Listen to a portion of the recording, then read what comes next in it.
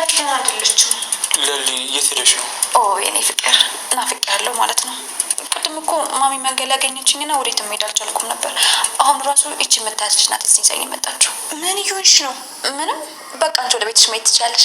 አሁን ኤላዬን አግኝቼዋለሁ። ደግሞ ሄደሽ ለማሚ ያቃጥሪያለሽ። ዶክተር ለሊ ምንድን ነው የሆነችው?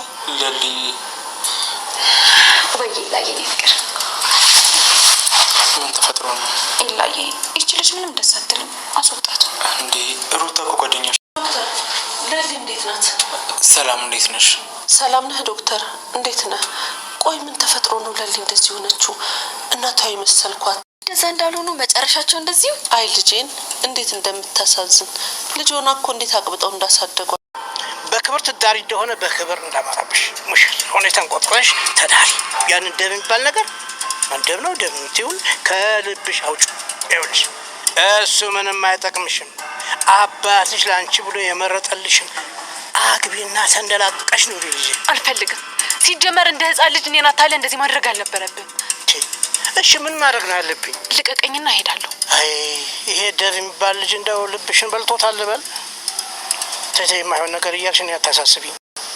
ተንደላቀሽ ኖሪ አይቼ ነው እንጂ ለዛ ለከተማ የአደይ አባት አደይን አስገድደው ሊድሯት ነው። ዴቭም ስልኳን ስለማታነሳለት በጣም ተጨንቋል። ለምለም ምን እንደተፈጠረ ያለፈውን ግማሹን ህይወቷን አታስታውስም።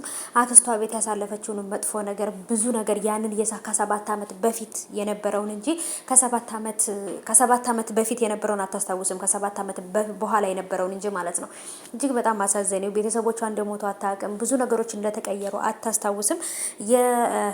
አደይም እናት ደግሞ ልጅን ካላመጣህ እያለች እንግዲህ ከአደይ አባት ጋር ግብ ገጥማለች። ነገሮች በጣም ተበላሽተዋል።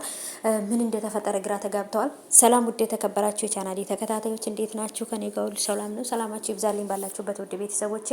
ለቻናሌ አዲስ ከሆናችሁ ሰብስክራይብ አድርጋችሁ ቤተሰብ ሁኑ። ነበረች ዌልካም፣ እንኳን በሰላም መጣችሁ ብያለሁ ውዶቼ። ተወዳጁ የአደይ ድራማ በተለመደው ሰዓት ተለቋል። ትንሽ አርፍደው ነው የለቀቁት ማለት ነው ውዶቼ።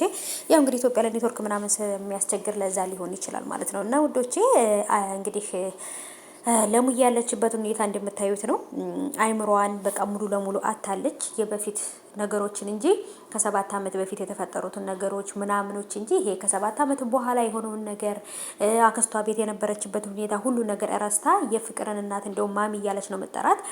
ዶክተሩንም ደግሞ እንግዲህ ኤላ እያለች ነው የምጠራው ማለት ነው። ኤላ ፍቅረኛዋ እንደነበር እንጂ ባቡሬ ጋራ መታገቷ ያለፉትን በቃ ብዙ ነገሮችን ረስታለች ማለት ይቻላል። ከ7 ዓመት በፊት የነበረውን ነገር የለም የምታስታውሰው እንጂ ከ7 ዓመት በኋላ ወደዚህ የተፈጠረውን ነገር አታስታውስም። እጅግ በጣም አሳዛኝ ነው ማለት ነው። አደይም እንግዲህ እንደምታዩት በአባቷ እንግዲህ በጣም መጥፎ ችግር እየደረሰባት ነው።